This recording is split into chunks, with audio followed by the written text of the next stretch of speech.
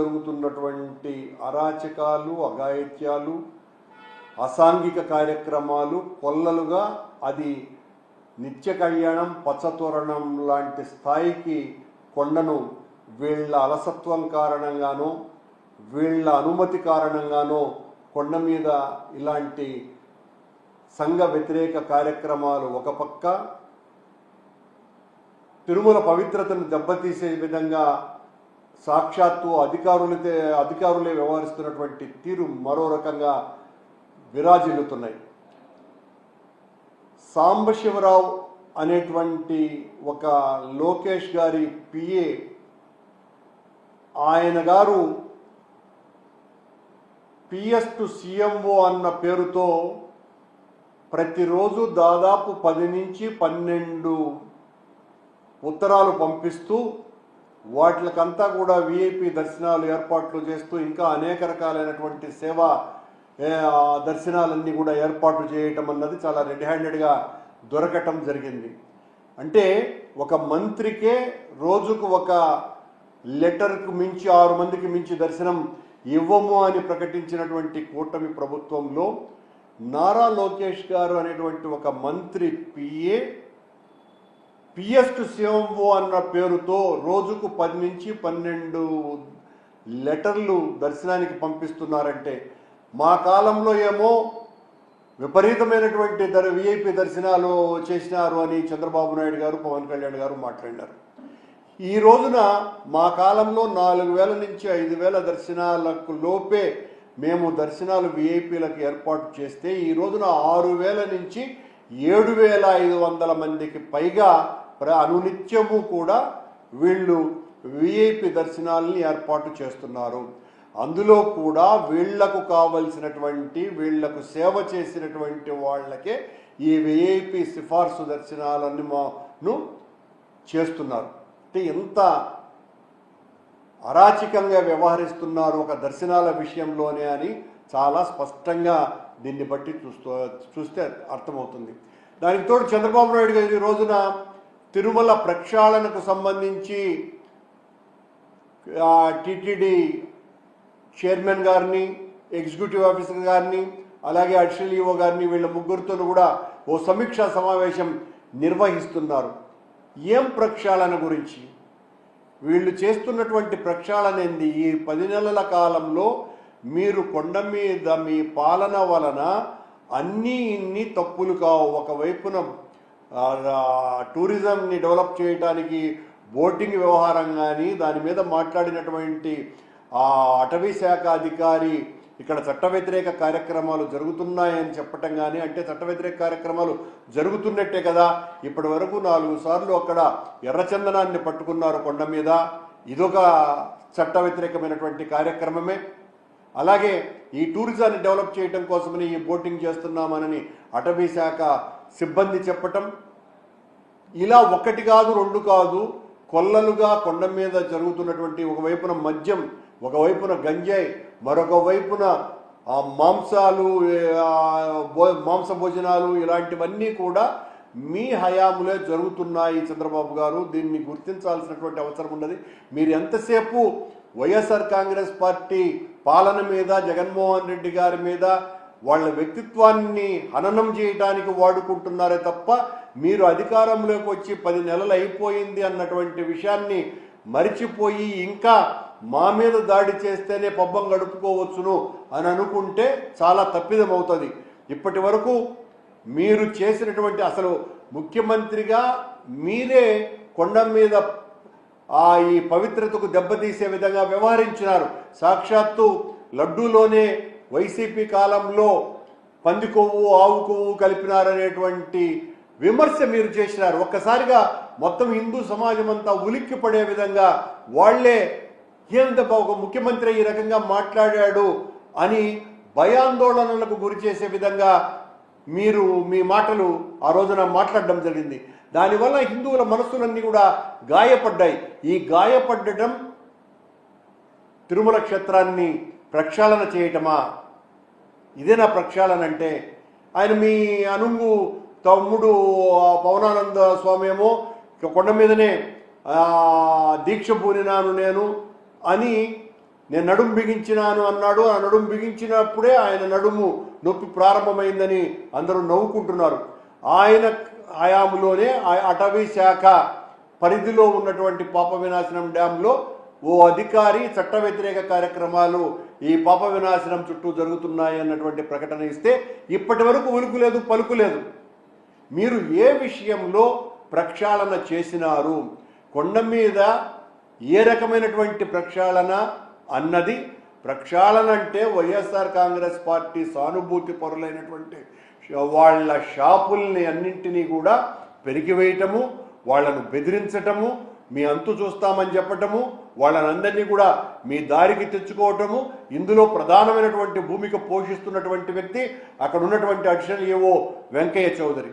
మీ అనుంగు శిష్యుడిగా తొత్తుగా ఆయన వ్యవహరిస్తున్నాడే తప్ప కొండ మీద ఆధ్యాత్మిక క్షేత్రాన్ని పరిరక్షించాలన్నటువంటి సదాశయంతో ఆయన పనిచేస్తున్నట్టుగా కనపడటం లేదు.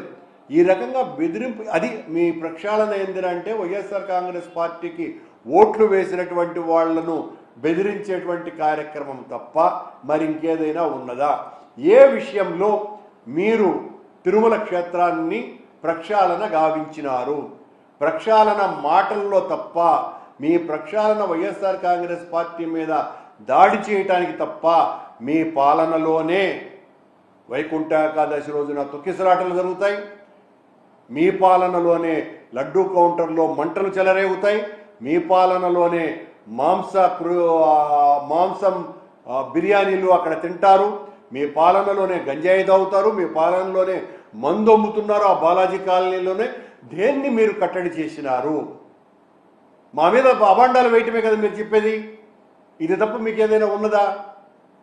దీన్ని బట్టి చూస్తే మీ పాలన పాప ప్రక్షాళనం కాదు, పాపాన్ని పెంచటానికే ఈ కార్యక్రమాలన్నీ జరుగుతున్నాయి అని ఒకసారి గుర్తించండి ముఖ్యమంత్రి గారు.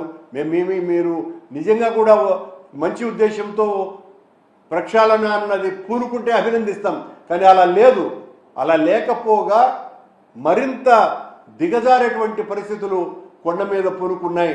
మీ అధికారులు, మీ బోర్డు సభ్యులు, మీ చైర్మన్తో సహా పూర్తిగా ధర్మ వ్యతిరేకంగానే వ్యవహరిస్తున్నారే తప్ప ధర్మానుకూలంగా వ్యవహరించటం లేదు. అలాగే నిన్న మీరు P4 అన్నటువంటి కార్యక్రమానికి సంబంధించి నిన్న పెన్షన్లు ఇస్తూ మాట్లాడడం జరిగింది. మీరు జగన్మోహన్ రెడ్డి గారు బటన్ నొక్కితే ఎంత పెన్షన్లు ఇచ్చినారు, మొత్తం అంతా ఎన్ని డబ్బులు ఇచ్చినారో నేను ఒక పెన్షన్లోనే అంతకంటే ఎక్కువ డబ్బులు చేస్తున్నాను అని మీ మాయమాటలకు బాజా భజంత్రీలు ఊదేటువంటి వాళ్ళు, ఆ చప్పుళ్లకు తప్పట్లు కొట్టేటువంటి వాళ్ళు మీ పత్రికలు, మీ ప్రసార మాధ్యమాలు ఉన్నాయి.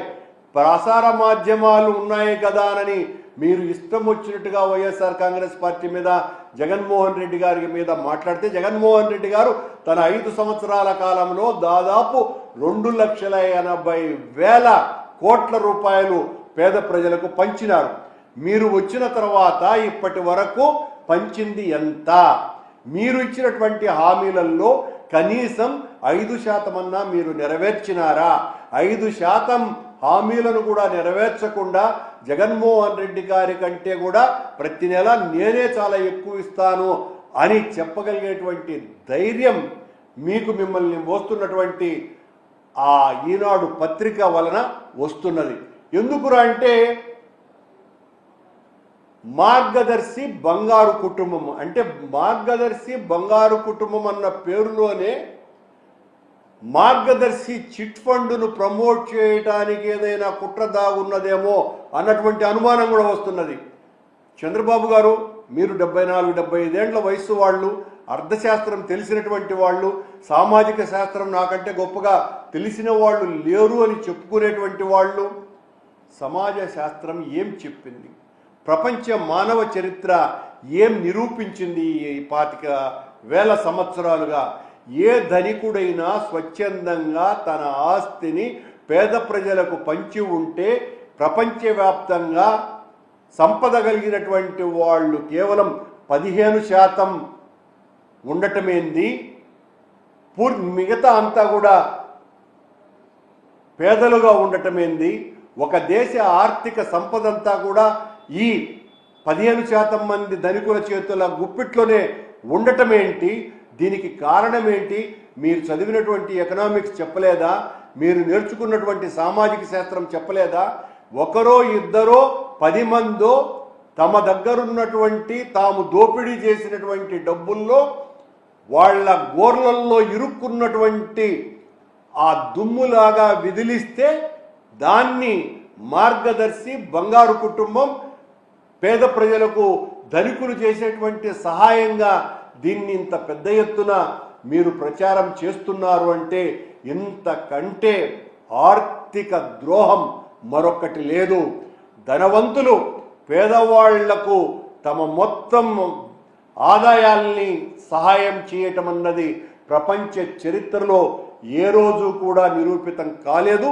ఈ రోజున ఇలాంటి నటనలు చేసి ప్రభుత్వం నుంచి మరింత పెద్ద ఎత్తున దోపిడీ చేయటానికే ఈ ధనిక స్వాములు ఈ మార్గదర్శి బంగారు కుటుంబాన్ని వాడుకుంటారని, దాంట్లో మీకు వాటాలు ఉంటాయి అన్నది పచ్చి నిజమని చరిత్ర నిరూపించబోతుంది. మళ్ళీ మరొక్కసారి ప్రజలందరినీ కూడా విజ్ఞప్తి చేస్తున్న ఈ మాయమాటలు నమ్మకండి.